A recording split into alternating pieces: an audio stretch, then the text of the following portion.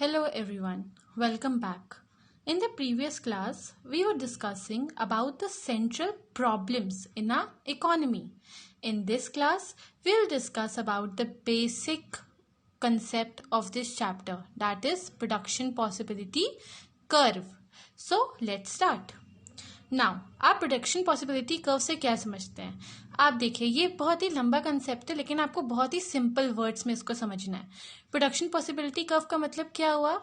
ये वो हम लोग को पॉसिबिलिटी बताता है कि हम लोग किन्हीं भी दो गुड्स को किस तरीके से प्रोड्यूस कर सकते हैं, assuming the given amount of resources and given state of technology. Production possibility curve क्या डिपिक्ट करता है? Various production possibilities of two goods. क्या डिपिक्ट करता है ये? Production possibilities of two goods that can be produced using given resources and given state of technology. ये दो क्या है? keywords, given resources and given state of technology. तो ये हमारा प्रोडक्शन पॉसिबिलिटी कर्व है जो हम लोग को किन्हीं भी दो गुड्स के प्रोडक्शन की पॉसिबिलिटी बताता है, assuming the given resources and the given state of technology. अब हम इसको स्केड्यूल और ग्राफ की हेल्प से समझेंगे. पहले हम देखते हैं स्केड्यूल.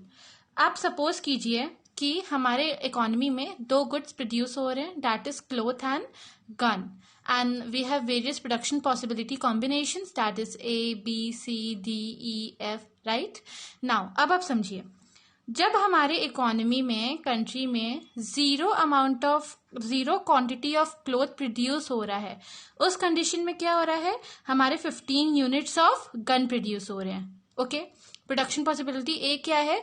जब हमारी economy 15 units of gun produce कर रही है, उस सिचुएशन में 0 यूनिट्स ऑफ क्लोथ को प्रोड्यूस कर रही है. अब हमारे इकोनॉमी को सिविल गुड की जरूरत पड़ी, दैट इज क्लोथ को उनको प्रोड्यूस करने की जरूरत समझ में आई.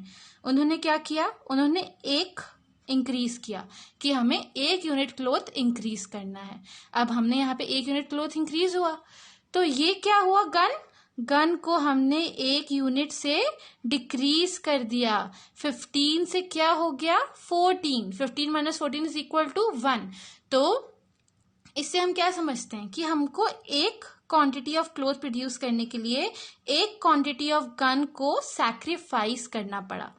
यहां तक आप समझे? नेक्स्ट देखिए, हम लोग 2 यूनिट ऑफ क्लोथ प्रोड्यूस करना चाहते थे, तो अब हम यहां से क्या करेंगे? 2 यूनिट्स ऑफ गन को सैक्रिफाइस करेंगे. 14 यूनिट्स ऑफ गन से ये क्या हो गया? 12 units. 14 minus 12 is equal to 2.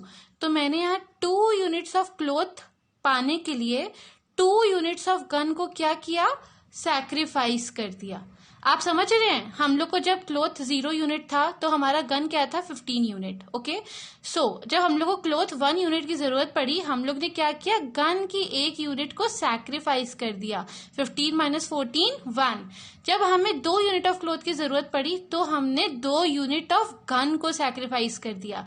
वैसे ही जब हमें 3 यूनिट क्लोथ की जरूरत पड़ी तो हम लोग ने क्या किया? 3 यूनिट ऑफ गन को सैक्रिफाइस कर दिया. 12 minus 9. 12 minus 9, what is it? 3. To obtain the 3 units of cloth, we sacrifice 3 units of gun. That is, 12 में से आप 3 को subtract करेंगे तो क्या आएगा? 9. समझे आप? वैसे ही जब हम यहाँ पे 4 यूनिट्स ऑफ क्लोथ को प्रोड्यूस करना चाहते हैं तो हमने क्या किया? 4 यूनिट्स ऑफ गन को सैक्रिफाइस किया. 9 माइनस 4 5.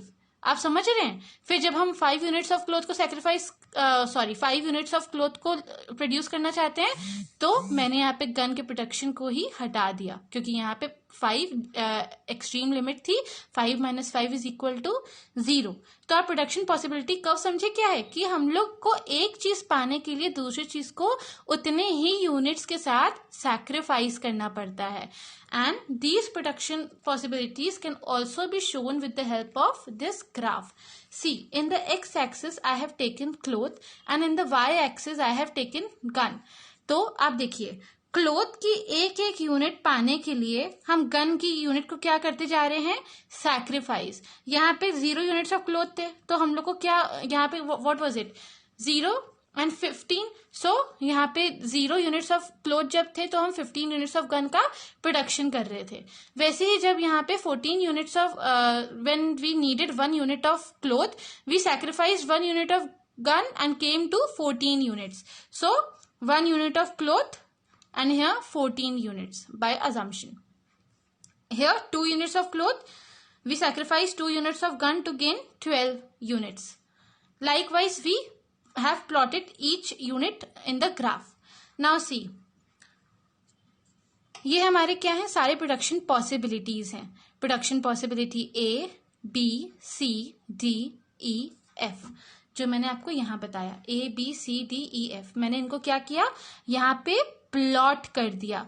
ये इसका मतलब हमारे क्या हुए, ये हमारे रिसोर्सेज फुल्ली यूटिलाइज्ड हैं. आप समझिए, जो बीच में शेडेड फिगर है, ये जितना भी बीच का हिस्सा है, इसका मतलब ये सारे रिसोर्सेज हैं हमारे पास, ये सारे प्रेजेंट रिसोर्सेज हैं.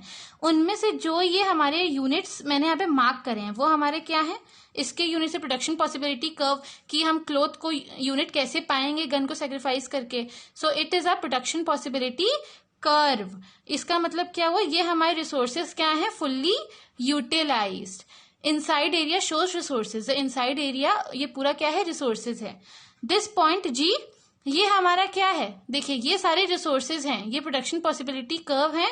जितने भी इस कर्व के ऊपर ये पॉइंट्स हैं, ये रिसोर्सेज फुल्ली यूटिलाइज्ड हैं. और जो पॉइंट यहाँ पर है, ये अनयूटिलाइज्ड है, इसको पूरा यूटिलाइज किया ही नहीं किया, इसीलिए क्या हो गया, रिसोर्स अनयूटिलाइज्ड.